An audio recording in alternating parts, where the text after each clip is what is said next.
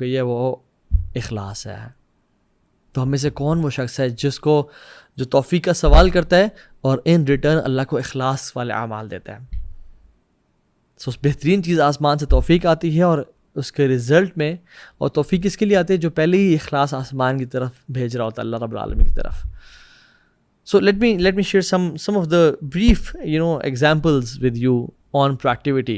اور میں کوئی انبیاء کی یا اماموں کی یا سلف صالحین کی یا جائنٹس کی ایگزامپلس شیئر نہیں کروں گا، just to make myself and you understand کہ proactivity is a trait which anyone can follow. بس ہمت، انسپریشن ہونی چاہیے اور ایک ارادہ اور عزم ہونا چاہیے.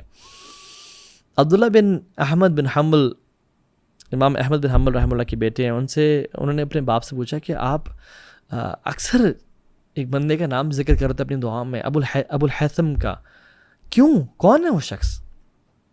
تو کہتے ہیں کہ میں تمہیں بتاتا ہوں. کہتے ہیں کہ جب مجھے جیل میں ڈالا گیا تھا نا، وہ جو فتنہ خلق قرآن کا بریفلی بتا دوں کہ اس ٹائم کچھ ڈیویٹیڈ لوگ تھے جو کہتے تھے کہ قرآن ایک مخلوق ہے. تو اصل اہل سنہ والجماعہ کا عقیدہ ہے کہ نہیں، قرآن مخلوق نہیں ہے، قرآن اللہ کی صفت اور اللہ کا کلام ہے. تو اس پہ امام احمد بن حنبل ڈٹے ہوئے تھے اور لوگ جو ہے نا اس سے خلاف تھے، ایون بہت سارے اسکالرز بھی خلاف تھے اور حکمران بھی خلاف تھے. تو انہوں نے کہا پکڑو اس کو، جیل میں ڈالو، ایگزیکیوشن کی دھمکی دی اور سب کچھ، اور مارا اور بہت زیادہ فزیکلی ٹارچر کیا. تو امام احمد بن حنبل رحمہ اللہ کہتے ہیں کہ بیٹا مجھے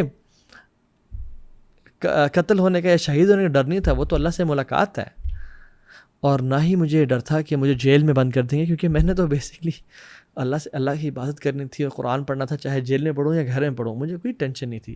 اصل جو مجھے فکر تھی نا وہ ان وپس کی تھی، ان لیشز کی تھی، اور وہ ان کو ماری جاتی تھی. جو ہاتھیوں کو مارتے تھے تو ہاتھی اپنی جگہ چھوڑ کے بھاگ جاتے تھے، بڑا ظلم کیا جاتا.